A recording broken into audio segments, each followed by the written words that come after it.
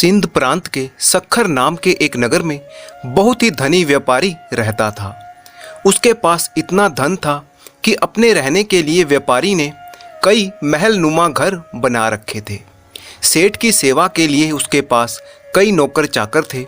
यदि सेठ को एक महल से दूसरे महल तक जाना होता तो वो घोड़े पर चढ़कर जाता था। सेठ का व्यापार पूरे सिंध प्रांत में फैला हुआ था और इसी कारण से उसे बहुत बार यात्राओं पर जाना पड़ता था। परंतु सेठ इन व्यापारिक यात्राओं पर अकेला ही जाता था, किसी भी नौकर को अपने साथ लेकर नहीं जाता था। इन यात्राओं के दौरान उसे कई बार घने जंगलों से गुजरना पड़ता और सराय में रुकना भी पड़ता। सेठ को किसी भी नौकर पर विश्वास नहीं था, इसीलिए वह अकेला ही यात्रा करता था। इसी तरह सेठ के दिन बीत रहे थे। एक बार की बात है, रात के समय वह सेठ अपने महल के सामने टहल रहा था कि सामने से उसे एक बूढ़ा व्यक्ति आता हुआ दिखाई दिया। बूढ़े के कपड़े बहुत ही पुराने थे, वह सिर पर भार उठाए हुए था। सेठ को देखकर उस आदमी ने अपने सिर का भार धरती पर फेंक दिया और प्रणाम करता हुआ बोला, श्रीमान जी, बहुत थक गया हूँ, तो यदि आप आज्ञा दें तो यहाँ रात काट लूँ। ये मेरा महल है, कोई धर्मशाला नहीं है। मैं केवल आपकी घुड़साल के बाहर ही पड़ा रहूँगा और पौ फटते ही चला जाऊँगा। परंतु यहाँ तुम्हारी देखभाल कौन करेगा? मुझे किसी चीज़ की कोई आवश्यकता नहीं है। हमें क्या मालूम कि तुम कौन हो? एक मनुष्य हमें रात भर तुम्हारा पहरा देने के लिए लगाना होगा। वो क्यों महाराज? वो इसलिए कि रात को तुम कोई वस्तु उठाकर भाग ना जाओ। राम राम। इतना कहते हुए बूढ़े ने अपने कानों को हाथ लगाया और सेठ को नमस्कार करते हुए अपने भार को सिर पर उठा लिया और वहां से चला गया। रात अंधेरी थी, आकाश में बादल छा रहे थे, कभी कभी कुछ बूंदाबांदी भी होने लगती थी। आंधी आने का डर था। बूढ़ा बुरी तरह से थक रहा था, उसके हाथ पैर कांप रहे थे, चलना कठिन था। परंतु सेठ के इन कटु शब्दों ने उसे ऐसा व्यथित कर दिया कि उसे अब सखर नगर के किसी भी शहरी के पास जाकर विश्राम करने का विचार छोड़ दिया। वर्षा जोरों से आ गई।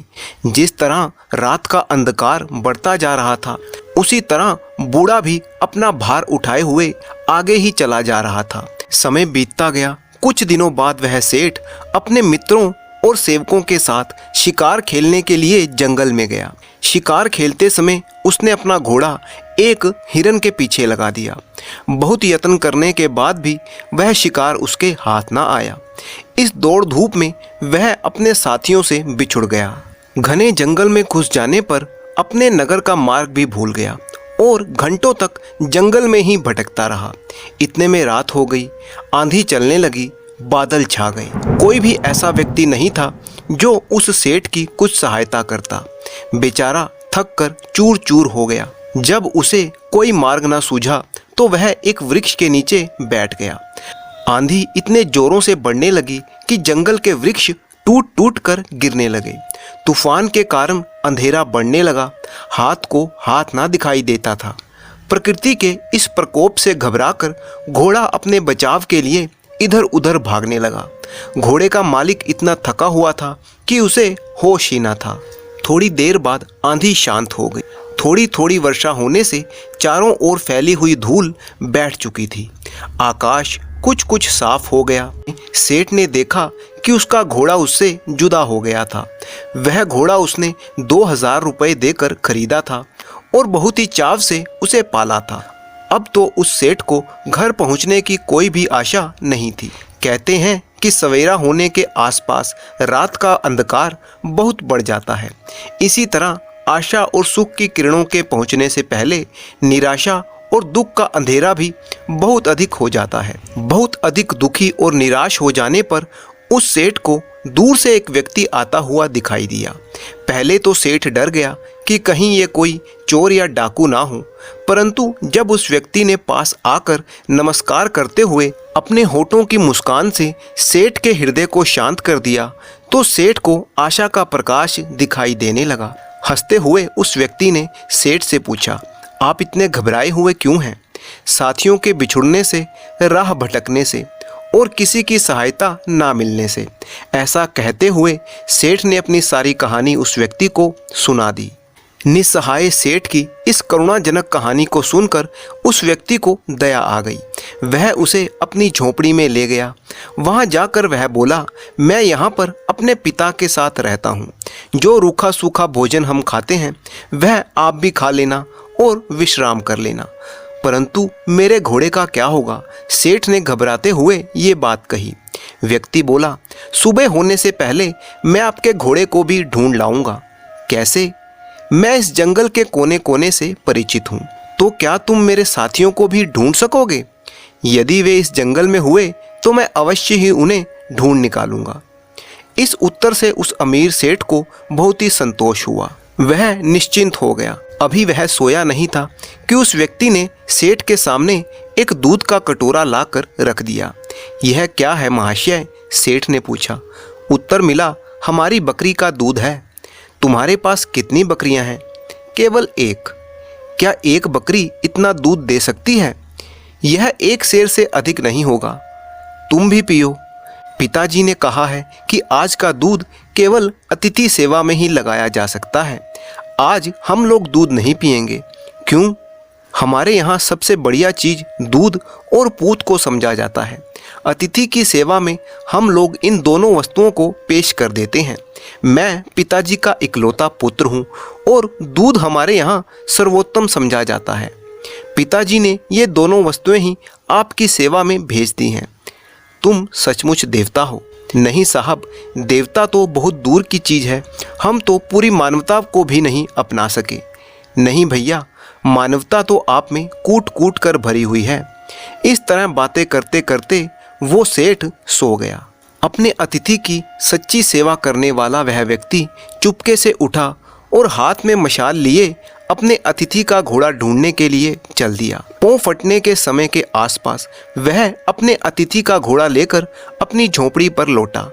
जब उसकी माता ने देखा कि अतिथि का घोड़ा मिल गया है तो वह उठकर घोड़े के लिए दाना दलने लगी। वह जानती थी कि घोड़ा जंगल से घास चरकर आया होगा, परंतु फिर भी उसने अतिथि के घोड़े की सेवा करना अपना कर्तव्य समझा। घोड़े को यदि दाना ना मिलता तो शायद अतिथि सेवा अधूरी समझी जाती। प्रातः काल जब वो अमीर सेठ सोकर उठा, उसने देखा कि उसका घोड़ा दाना खा रहा था और अतिथि सेवक वो व्यक्ति उसके सामने हाथ जोड़े हुए कह रहा था, आज ईश्वर ने हमारी लाज रख ली। सेठ ने पूछा, कैसे? आपका घोड़ा सकुशल मिल गया। यदि वह सामने की ओर निकल गया होता तो शायद बाघ उसे अपना शिकार बना देता। यह सुनकर सेठ ने उस व्यक्ति को धन्यवाद दिया। उसी समय उस व्यक्ति की वृद्ध माता ने अतिथि के लिए दूध का कटोरा भरकर भेज दिया। दूध पी लेने के बाद सेठ ने घर लौटने की इच्छा प्रकट करते हुए कहा, मैं तुम्हारे पिता से मिलना चाहता हूँ। वो नवयुवक अपने पिता को बुलाने के लिए गया। उसके पिता बिस्तर पर लेटे हुए आराम कर रहे थे। युवक ने कहा, पिताजी, अतिथि महाशय आपको याद कर रहे हैं। पिता ने पूछा, किस लिए?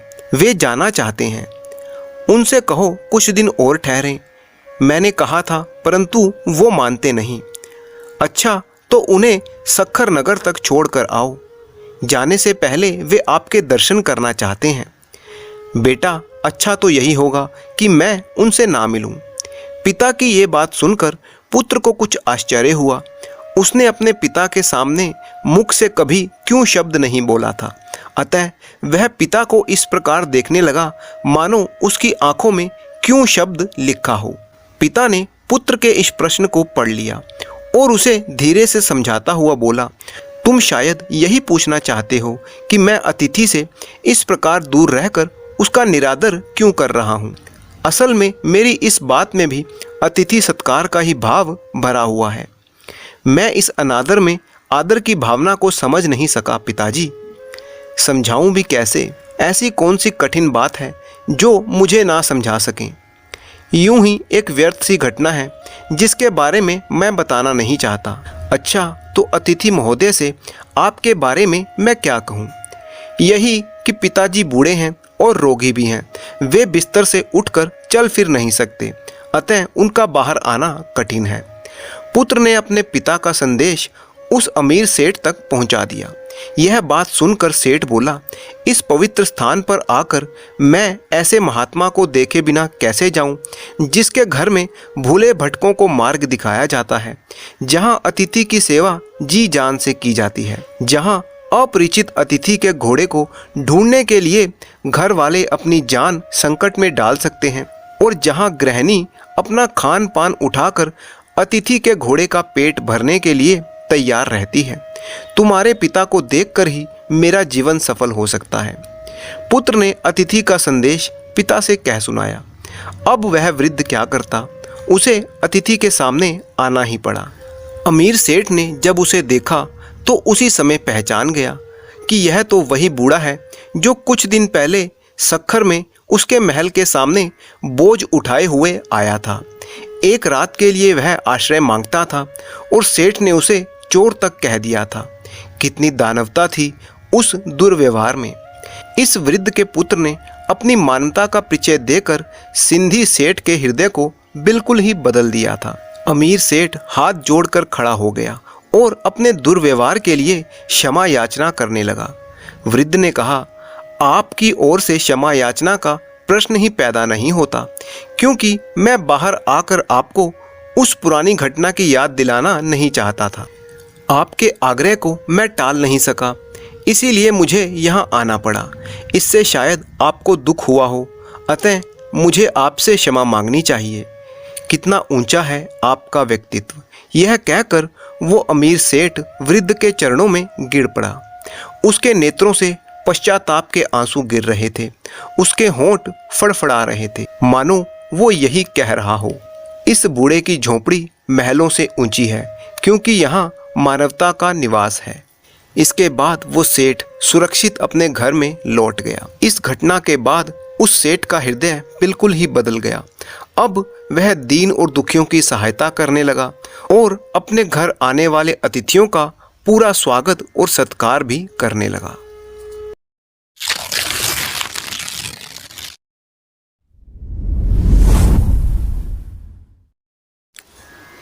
एक गांव में 5 दोस्त रहते थे।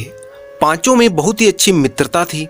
पांचों दोस्तों का स्वभाव बिल्कुल ही अलग अलग था, लेकिन एक बात जो उन सब में थी कि वो पांचों बहुत ही बहादुर और वीर थे। एक दूसरे को मुसीबत में देखकर एक दूसरे का साथ देने वाले थे। पांचों के नाम थे राधे, दीनू, हरि, नथु और प्रीतम। पांचों दोस्तों की पारिवारिक स्थिति भी बिल्कुल अलग अलग थी। जहां एक तरफ राधे बहुत ही गरीब परिवार से था, वहीं दूसरी तरफ प्रीतम एक अमीर परिवार से था। पांचों दोस्त जहां भी घूमने फिरने जाते एक साथ ही जाते थे। एक बार पांचों दोस्त पड़ोस के गांव में लगने वाले मेले को देखने के लिए गए। वापसी में उन्हें बहुत देर हो गई और देर रात को वो अपने गांव में दाखिल हुए। अभी वो अपने घरों की तरफ जा ही रहे थे कि उन्होंने देखा कि कुछ 4-5 खूंखार किस्म के लोग हाथों में तलवार और डंडे लिए हुए एक अकेले आदमी पर हमला कर रहे थे। उस आदमी के पास भी तलवार थी और वो बड़ी ही बहादुरी से उनका मुकाबला कर रहा था। उन पांचों ने फैसला किया कि इस अकेले आदमी की सहायता करनी चाहिए, नहीं तो ये खूंखार दिखने वाले लोग उसे जान से ही मार देंगे। वो पांचों दोस्त उस अकेले आदमी का साथ देने के लिए उस लड़ाई में कूद पड़े। उन लड़कों की बहादुरी देखकर खूंखार हमलावर वहां से 9-2-11 हो गए। तभी रामू ने उस अजनबी से बोला, आप हमारे गांव के तो नहीं हैं, हम माफ़ी चाहते हैं कि हमारे गांव में आकर आप पर हमला हुआ। आप हमें बताइए आप कहाँ रहते हैं, हम आपको वहाँ पर छोड़ देंगे। उस अजनबी ने कहा, नहीं नहीं, इसकी ज़रूरत नहीं है, मैं बिल्कुल ठीक हूँ। कुछ दूरी तक वो लोग आपस में बातें करते हुए चलने लगे। बातों बातों में उस आदमी ने उन पांचों दोस्तों के नाम और पते की जानकारी ले ली। उसके बाद वो सभी अलग अलग होकर अपने अपने घरों को चले गए। अगली सुबह उन पांचों युवकों के घर पर राजा के महल से संदेशा पहुंचा कि उन पांचों को राज दरबार में पेश होने का हुक्म किया गया है। वो पांचों घबरा गए कि उन्होंने ऐसा क्या अपराध किया है जो राज दरबार में उनकी पेशी होगी। खैर, वो पांचों राजमहल में पेश हुए। राजमहल में पहुंचकर उन पांचों दोस्तों को एक कमरे में बिठाया गया। कुछ देर बाद सिपाही उनको लेकर राजा के सामने पेश हुए। वो पांचों युवक ये देखकर हैरान थे कि पिछली रात को जिस अजनबी को उन्होंने बचाया था वो कोई और नहीं बल्कि खुद राजा ही थे जो उनके सामने बैठा था। उन्होंने झुककर राजा को प्रणाम किया। राजा ने कहा, तुम सब ने कल रात को मेरी जान बचाई थी। तुम सब आज से मेरे मित्र हो। कल रात को मैं ही भेष बदलकर नगर का चक्कर लगाने के लिए गया था कि तभी कुछ डाकू लुटेरों ने मुझ पर हमला कर दिया और तुम लोगों ने सही वक्त पर पहुंचकर मेरी मदद की, इसीलिए मैंने तुम्हें यहाँ पर बुलाया है। राजा ने आगे कहा, मैं तुम सब की बहादुरी से बहुत ही खुश हूँ। मैं चाहता हूँ कि तुम सब अपनी अपनी इच्छा मुझे बताओ। अगर मेरे वश में हुआ तो मैं तुम्हारी इच्छा ज़रूर पूरी करूँगा। राजा की बात सुनकर वो पांचों एक दूसरे का चेहरा देखने लगे और सोचने लगे कि राजा से क्या मांगा जाए। उनमें से एक ने कहा, मैं टूटी फूटी झोपड़ी में रहता हूँ, यदि हो सके तो आप उसकी मरम्मत करवा दीजिए। राजा ने तुरंत आदेश दिया कि इस युवक के लिए एक बड़ा सा मकान तैयार किया जाए। फिर राजा ने दूसरे से पूछा तो उसने कहा, हजूर, मेरे परिवार की हालत बहुत ही खराब है। हम बहुत ही गरीबी में जी रहे हैं। अगर कुछ धन मिल जाता तो मैं और मेरे पिता कोई व्यापार शुरू कर लेते।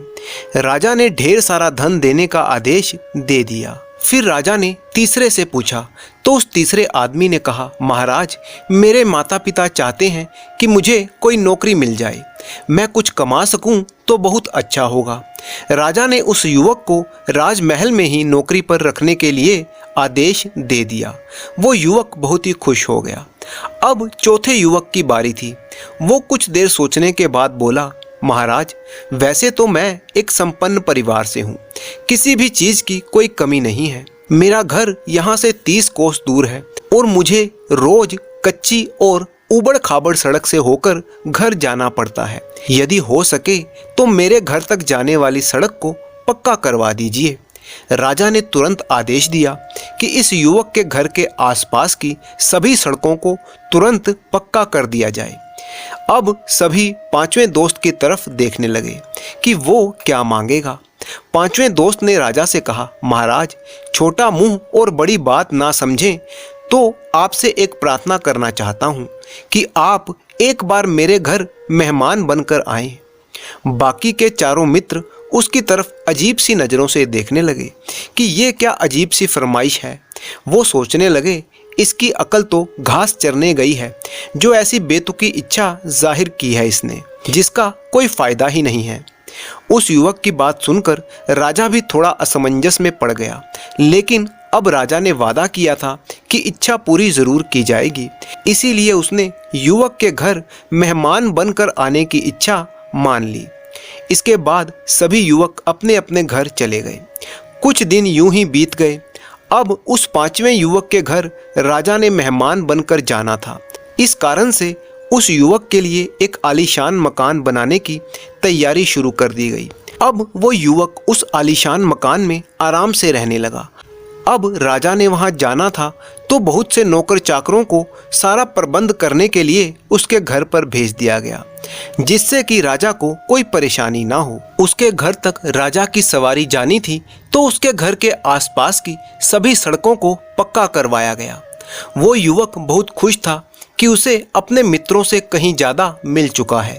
तभी राजा को पता चला कि वो युवक कोई छोटा मोटा काम करता है। ये तो राजा की शान के खिलाफ था कि वो किसी छोटे आदमी के घर मेहमान बनकर जाए। तो राजा ने आदेश किया कि उसे राज दरबार में किसी अच्छे पद पर नियुक्त कर दिया जाए। इसलिए उस युवक को मुख्य राज दरबारी की नौकरी दे दी गई। अब सब कुछ सही हो चुका था तो राजा का उस युवक के यहाँ मेहमान बनकर जाने का दिन भी निश्चित हो गया। लेकिन एक समस्या फिर से सामने आ गई।